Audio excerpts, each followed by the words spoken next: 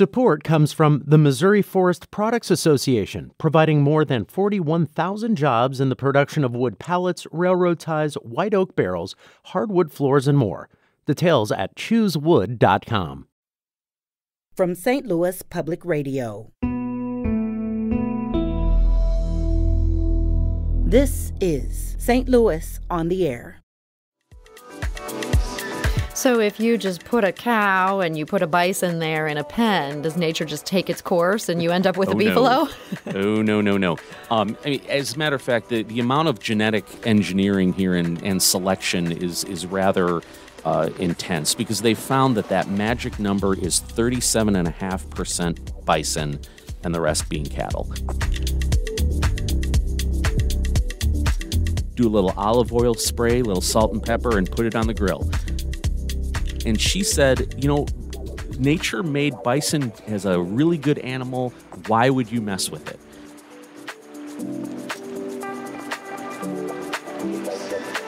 I'm Sarah Fensky. What's for dinner? Well, for some American families, the answer is beefalo, a cross between bison and cattle. St. Louis Public Radio Rolla correspondent Jonathan Ahl recently talked to some beefalo fans in Rolla. Carl and Vicki Gustavson explained why they like beefalo.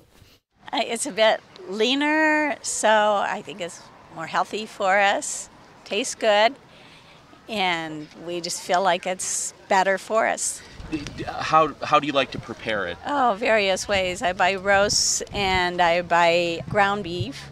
Steaks. We sometimes cook it in the crock pot, a roast, and it comes up nice and tender every time.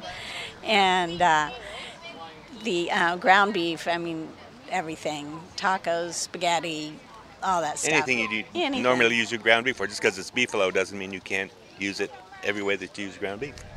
I think there's a little different in texture. That's probably the main thing. As far as taste, I'm not discriminating, because usually I'll have a sauce or it'll be in a taco or something like that. But I think there's a different texture. I think it has a nicer texture, meatier, as it would be. So those are some local beefalo fans. Jonathan Ahl also visited with some Missouri beefalo producers, and he tried this meat for himself. And he joins us now with the scoop. Jonathan Ahl, welcome. Good to be here, Sarah. Thanks. So, Jonathan, we've all had beef, and I'm sure many of us have had bison. What's the idea behind combining the two?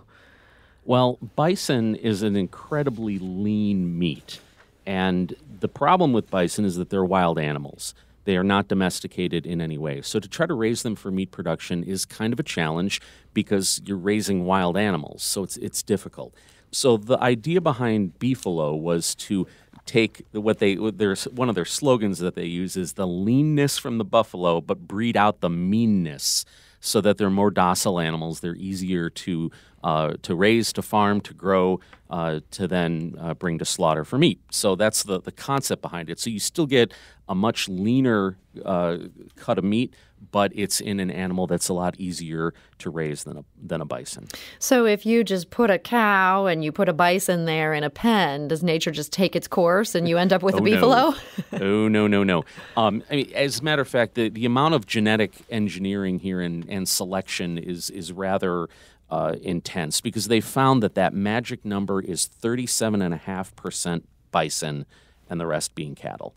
So when the breeders do this, they are doing it artificially to make sure that what they end up producing for slaughter ends up being right there in that 37.5%. More, it's a little too mean. Less, not as lean. So that's what they're going for, is that exact percentage. So I understand they kind of cracked the code on this decades ago. What's held this back from wider adoption? Well, first of all, people don't know about it. I mean, I didn't know about it until I happened upon the stand at the Rolla Farmers Market. I think the other thing is, our food systems have kind of gotten to a point where it's set up a certain way, and trying to do anything different is very difficult. Most people who choose to eat meat buy that meat at a supermarket, and the supermarkets get it from big producers and wholesalers. And so trying to get anything different and unique into that pipeline where most people buy food is incredibly difficult. So that's why beefalo, it has the same fate as a lot of specialty foods, is that you can get it online or at a farmer's market, but you can't get it at your big box store or your grocery store. So you talked to some producers working with this here in Missouri. You also talked to the American Beefalo Association. Mm-hmm. Are they trying to change that? Very much so. But step one is to be a bigger part of the niche market.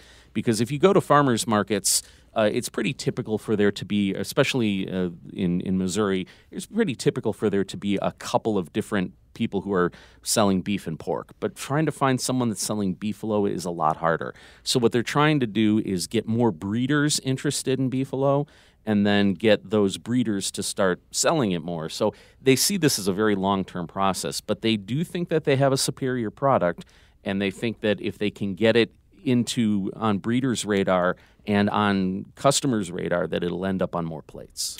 And so the farmers that you talk to, I mean, do they find this is as it's promised? This works out for them to have these beefalo?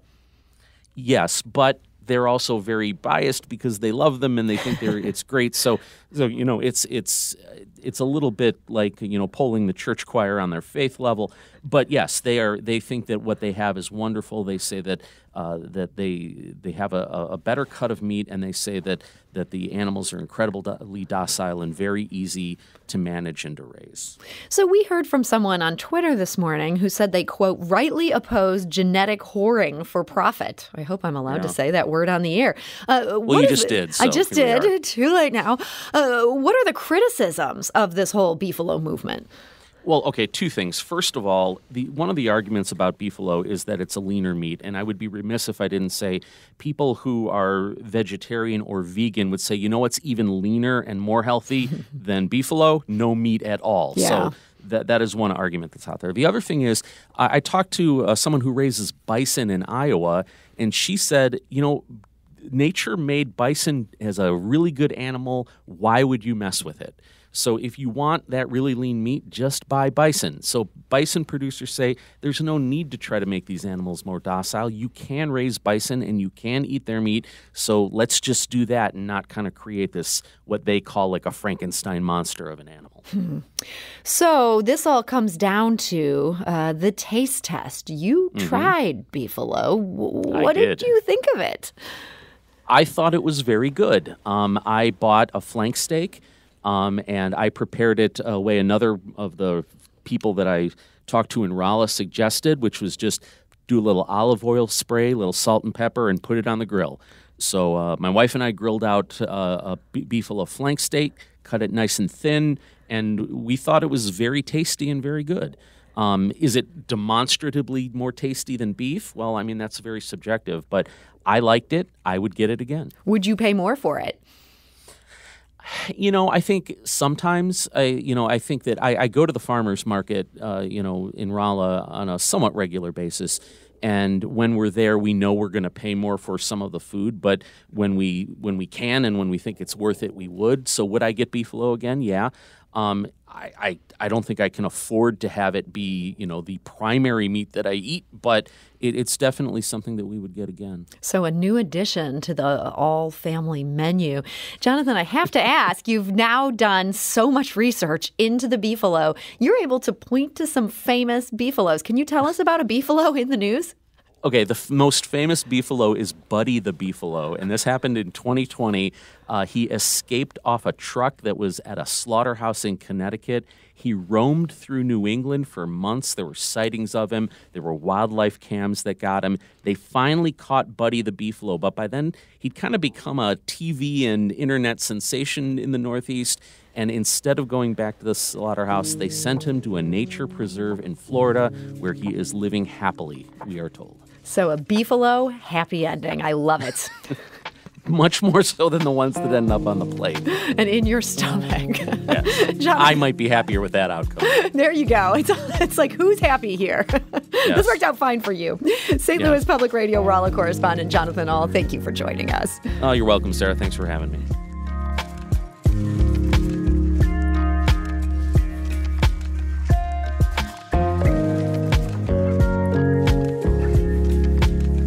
This episode was produced by Emily Woodbury with audio engineering by Aaron Dorr. Our production intern is Avery Rogers. This podcast was mixed and edited by Aaron. Our executive producer is Alex Hoyer.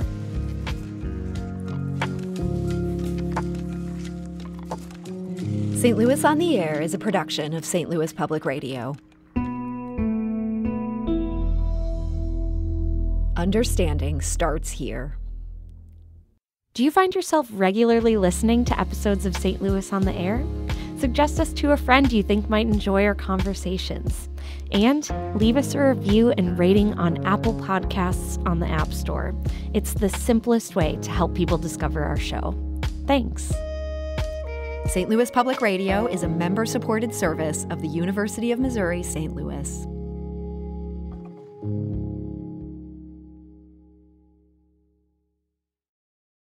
Support comes from Missouri Forest Products Association, committed to sustainable and sound conservation of the state's forests, which support more than 41,000 Missouri jobs, resulting in a $10 billion industry.